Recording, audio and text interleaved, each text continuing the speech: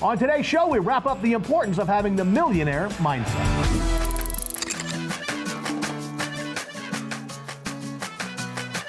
Now, last week I began the conversation around the millionaire mindset, what changed my entire life. This week I'm going to finish that up, so if you haven't seen last week's show, please go back and take a look at it. It will all make more sense.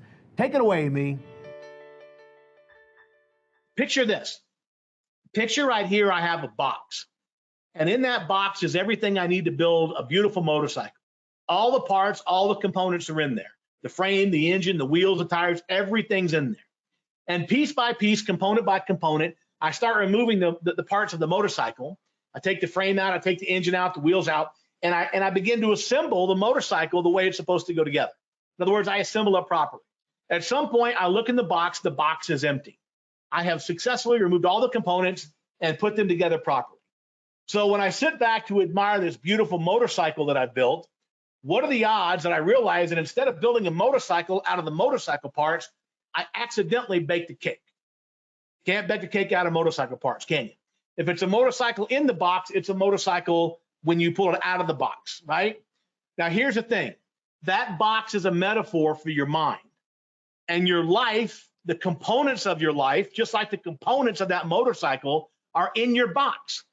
So the components of your life, your relationships, your family, your health, your wealth, all those things are already in here in the form of your choices, decisions, and habitual thoughts. And what happens as we go through life every day, neuroscientists estimate that 30,000 times a day, you make a small decision. And every time you make a decision, no matter how small, you reach in your box and you pull out a little piece of your life. So for example, if you get your paycheck and you got to make a decision on what you're going to do with your paycheck. Am I going to go to Vegas and have a big party weekend, or am I going to save 20%? Well, let me reach in the box and find out. If I reach in that box and I pull out going to Vegas, I pull out a certain financial future, don't I? But if I reach in that box and I pull out saving 20%, I pull out a different financial future. So 20 years from now, I can't act confused about, wow, how did I get in this financial condition? I can tell you exactly how you got in that financial condition. It's simply a reflection of every decision, everything you pulled out of your box over 20 years about making money and saving money and building your wealth. So none of it's an accident. None of it's a mystery. It's all just a reflection of the decisions we're pulling out of our box. So the question becomes, what's in your box? What's in there is eventually coming out. And let me tell you something. In our industry, we got a lot of junk in the trunk. We've got some seriously defective ideas. Let me give you an example. We call these limiting beliefs, by the way. They're beliefs in your box that are wrong. I'll give you a perfect example. I'm going to give you a word. We're going to do a quick game of word association. And I'm going to give you a word. And I want you to think to yourself the first one or two words that come to mind. And the word is salesman. Salesman.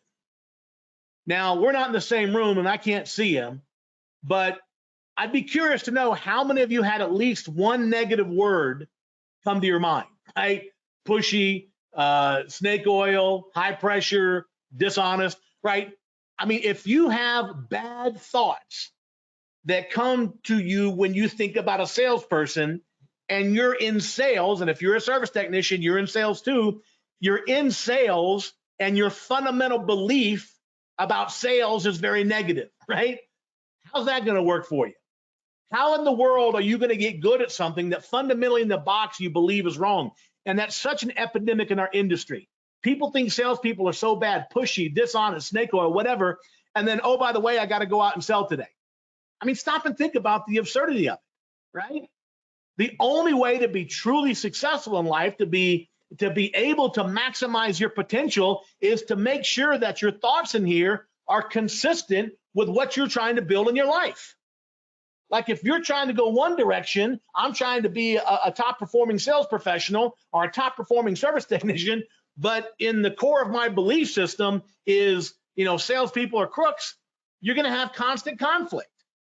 The key to success is making sure that whatever is in here is consistent with what you're trying to do out in real life. When I was a kid growing up, for example, one of the things my dad used to tell me, he'd say, son, rich people are crooks. My whole family believed that rich people were crooks.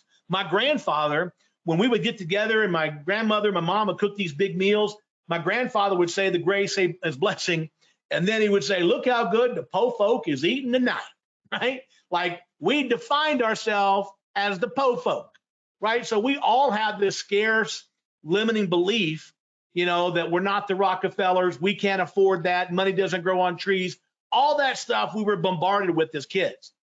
Well, we grew up and it didn't even occur to us we could be rich. And it took a massive transformation in my mindset to understand I could be rich, that I had the capacity to earn millions of dollars. But until I addressed the beliefs that were inculcated in me and pounded into me as a young person, I could never change it. You got to understand something. When you come into this planet, your box is empty. You don't have any beliefs about money, sales, business, profitability, customers, none of that stuff, right? You're just an empty vessel. And then what happens is that life happens and people around you, your community, your family, maybe television, maybe radio, maybe books, whatever, they start putting ideas in your head. They start putting ideas in your head, and some of them are not consistent with what you want today. You may have been told, for example, when you're a kid, you'll never amount to nothing. You're stupid. Why can't you be like your sister?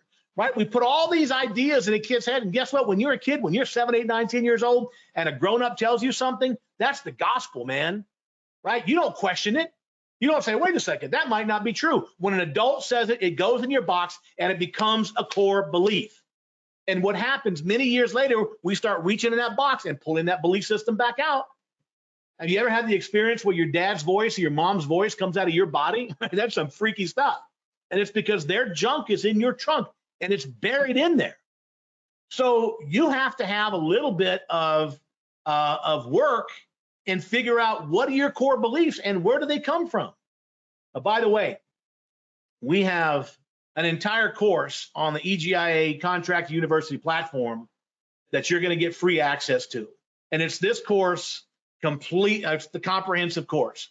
You can read my book, The Power of Consistency. You can go through that course. You're going to get access to it for free, and you'll have a chance to go through the entire course. I strongly recommend it because in the limited time we have here today, we have an hour. We got 15 or so minutes left, 20 minutes. The reality is I can only kind of give you the tip of the iceberg. But if you want to get serious about changing what's going on in here, if you want to get serious about changing your mindset to be more prosperous and more ambitious and expecting great things, I encourage you strongly to take the free course because I've devoted my entire life to this topic and I've written books about it, produced courses about it. I want you to check it out. So here's something you got to understand. This little diagram right here explains why everything in your box eventually comes out. Okay, so you got to understand the components of your box, your brain, are your thoughts. Your thoughts and only your thoughts. Your thoughts, your beliefs, your expectations. Nobody else's. You own them. Maybe somebody else gave them to you when you were little, but you own them today, right?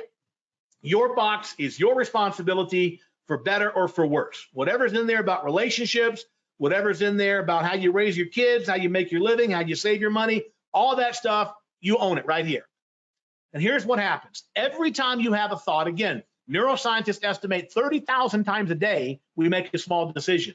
Every time you have a thought, every time you make a decision, what happens is in your brain, that thought sends an impulse across your brain to a part of your brain called the hypothalamus. When the hypothalamus receives the impulse from that thought, it secretes a chemical that triggers the corresponding emotion.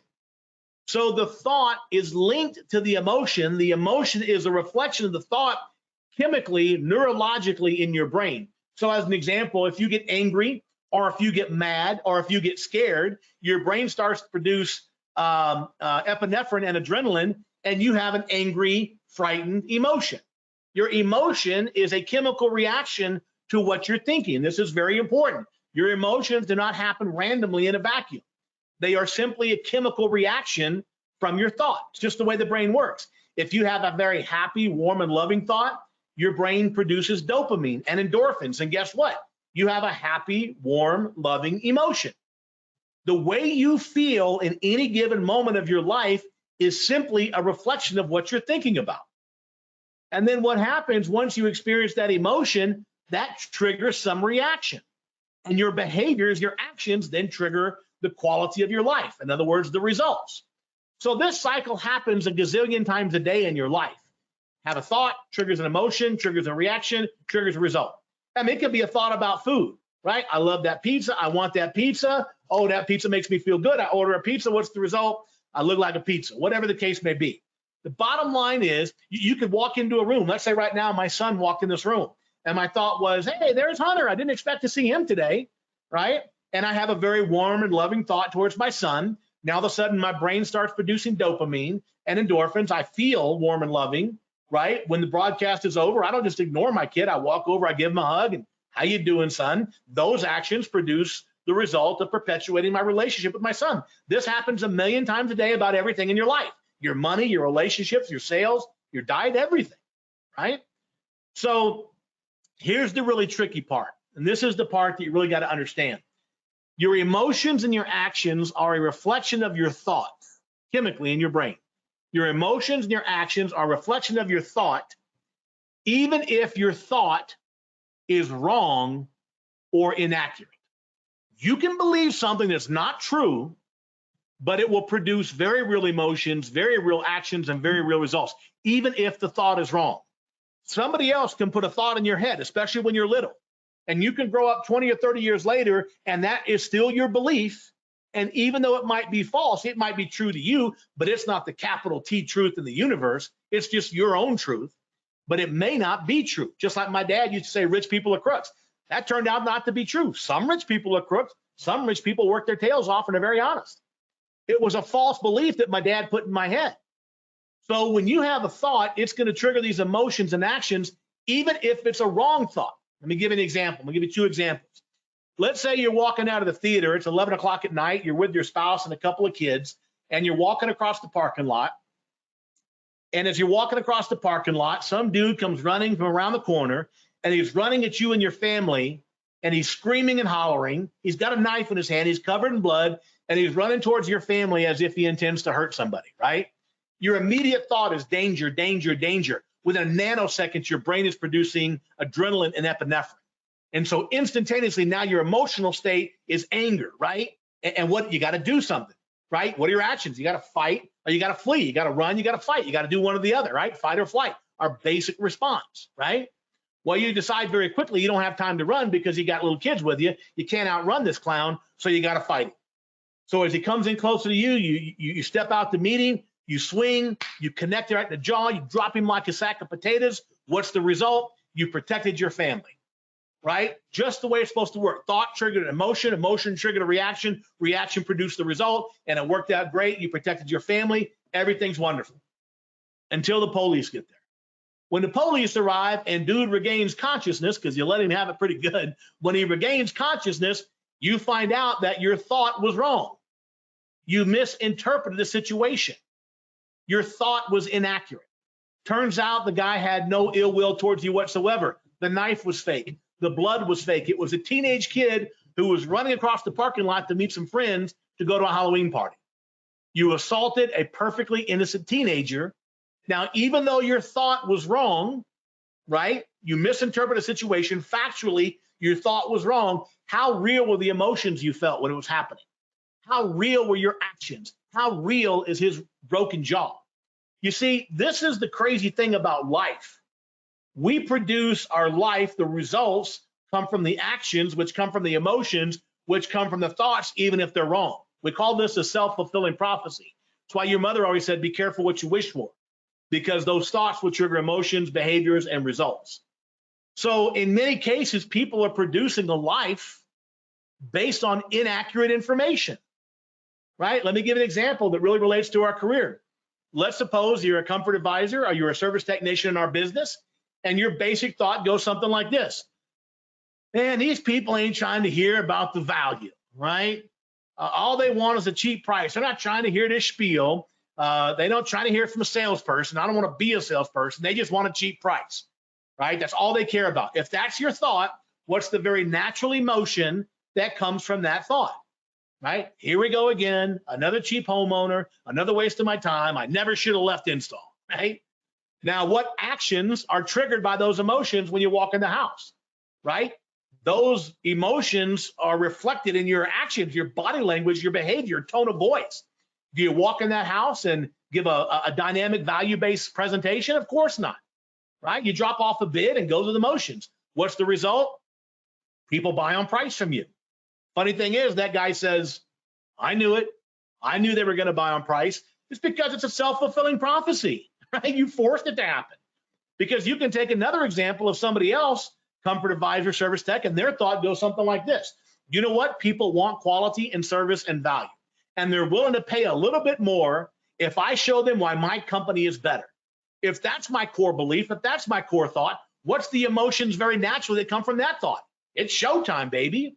I'm excited. I'm pumped up. I'm enthusiastic.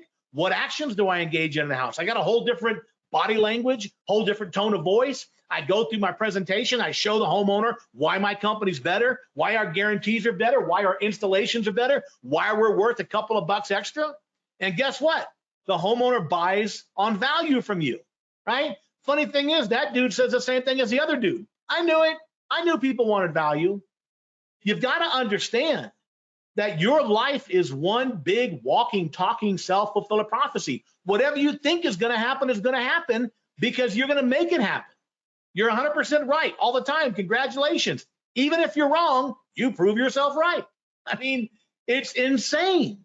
And if we're not aware of this, we can build a life. We can build a life of results based on actions that are based on emotions that are based on thoughts that are inaccurate. Maybe salespeople are not crooks. Maybe salespeople are trusted advisors who improve the quality of life for people. What if that's your thought going into a call? You got to understand your thoughts are creating everything in your life. This is why that Emerson said that we become what we think about all day long. Our life is 100% reflection of our habitual thoughts. Here's one of the things that I learned. If you want temporary improvement in anything in your life, focus on your actions, right? Focus at the bottom of this circle. If you want permanent change in anything in your life, you got to focus on the thoughts at the top of the circle, right? Because the foundation of everything is what's in the box, the thoughts. If you want permanent change, you got to change the way you think. But when you change the way you think, you will change the way you feel. And when you change the way you feel, you will change the things you do. And when you change the things you do, you will change the things you get. You will change the results. And you will create whatever it is you want in life. The key is you got to have a plan. You got to put together a plan. And that's the very nature of this free program I want you to take that Dave's going to tell you about, because I go through the entire process. Real quick, I want to talk about the reticular activating system. The reticular activating system is a part of your subconscious brain that acts as a filter. It decides what you notice in life and what you don't notice. So if you ever bought a new car and then you notice that new car every time you come to an intersection, that's the reticular activating system. When something becomes relevant to you, the reticular activating system makes sure that you notice. If it's irrelevant to you, it will filter it out. You won't even notice it. Here's why that's really important. Suppose your expectation is you're going to make 50 grand a year.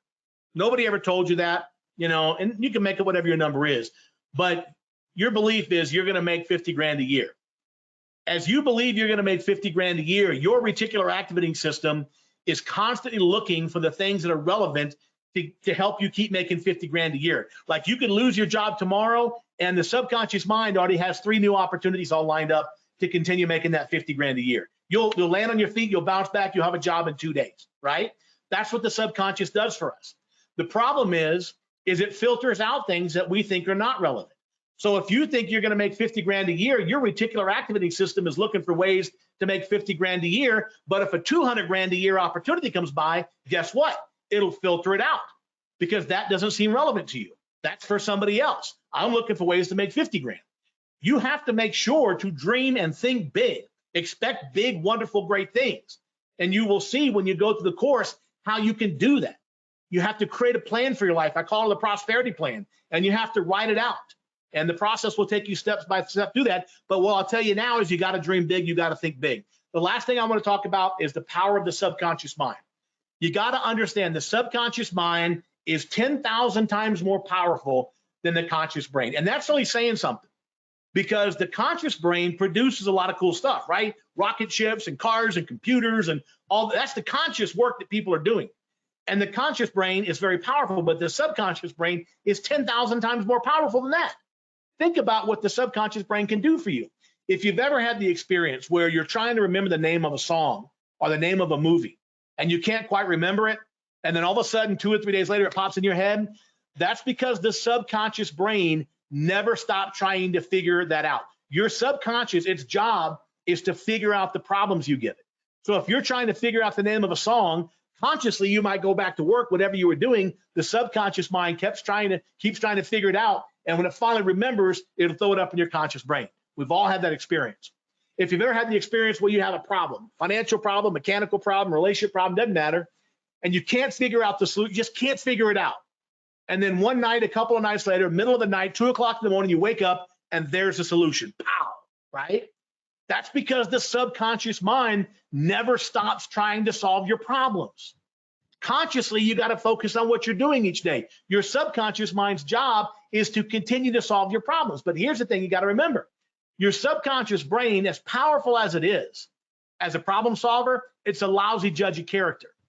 Like, your subconscious brain is very sensitive, and it will act on any impulse that it gets, negative or positive. So we can get an impulse from a movie or from somebody else, and it will start acting on those impulses. It'll start trying to figure out how to make those things happen. My wife and I, we go to bed at night, we love watching the forensic files, the murder mystery. And I'm like blown away by how many knucklehead dudes think they can kill their wife and get away with it. I'm like, when do you start having that thought? Like, when's the first time you're like, I'm killing her, right? Like, how stupid is that? But something happened. They heard some story. The subconscious brain starts trying to figure it out. And next thing you know, they're like, okay, I can have this alibi. I can turn my phone off. I can do this. And they figure out a plan to do the craziest thing on the planet. Of course, they always get caught, as they should get caught. My point is, the subconscious brain will figure out how to rob a bank just as quickly as it'll figure out how to make $1 million, honestly. It's a lousy judge of character. So it's critically important that you have to feed your subconscious brain the right instructions. That's what the prosperity plan is all about. It feeds your subconscious brain the instructions to do what you really want to do in your life, to figure out, get clarity on what do I want in my life, my money, my relationships, my health. What do I want? You create a plan, and I'll show you how to program your subconscious brain to go out and do those things. That's what the course is all about. We want you, and I'm going to give you a quick overview here before we go. I want to give you a quick example of how the subconscious brains work. I'm a big fan of what's called a dream board. And a dream board is just, it can be a mirror, it can be a piece of wood, it can be anything. And you just put pictures of things that you want. It could be a vacation home, an income, a relationship, just any image that represents something you want. It's a great way to constantly feed your subconscious brain with the instructions to figure out those things and not get distracted with some BS over here that you don't really want. So I'm a big believer. I use a dream board. I keep one on my phone. And so I like cars. I love cars. I've got several really interesting cars.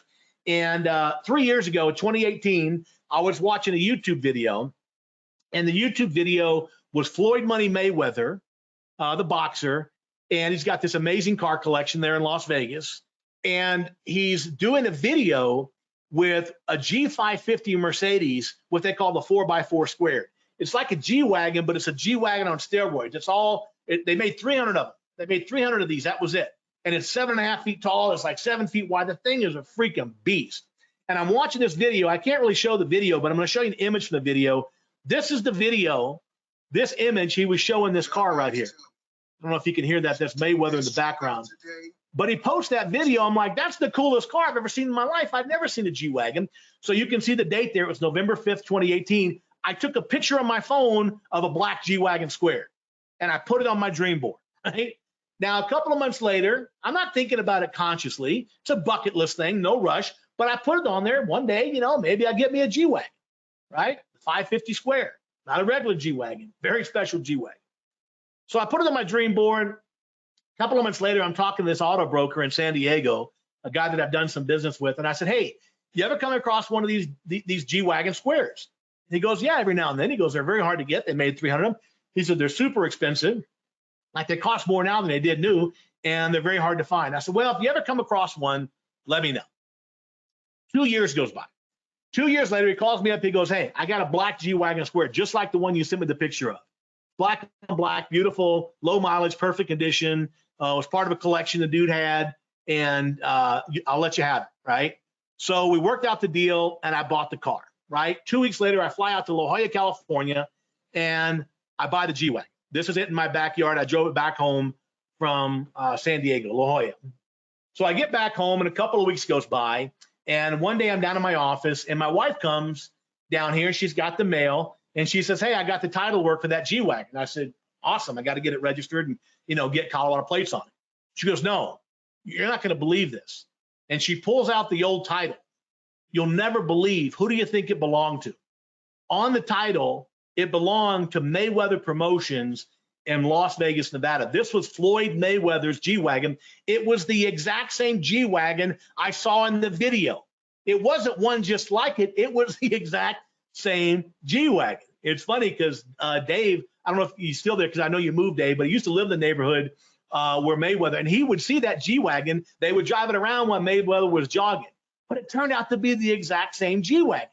My point is that's the power of the subconscious mind. So I want to encourage you to take advantage of the offer that Dave is fixing to make here in a few minutes, because you will have a chance to get free access to my Power of Consistency program, and it will take you through the Upside of Fear process: focus, emotional commitment, action, responsibility. And through that process, you will examine what's in your box, right? You will get clarity on what you want to accomplish in your life. You'll get all the junk out, all the false information. You'll learn how to create a prosperity plan and how to recreate the highway of neural pathways up here to work towards the stuff that you really want to accomplish in your life. Take consistent action for those behaviors and on those behaviors, and take responsibility for your results. So my friends, that is the millionaire mindset. That is the money brain. You got to create it. If you don't have it naturally, you got to make sure and create it. We have a program. I've lived it myself. I've taught it to thousands of people in every conceivable industry, and I want to teach it to you. I want you to get access to this program, get access to the free trial, take the program, and let me know how you do. Keep me posted. Awesome content right there. As always, be sure to share this on Facebook. And if you're not a member, click the button below to get a 30-day free trial, give you access to all of our amazing content. Well, that's our show for this week, folks. We'll see you soon. Until then, bye-bye for now.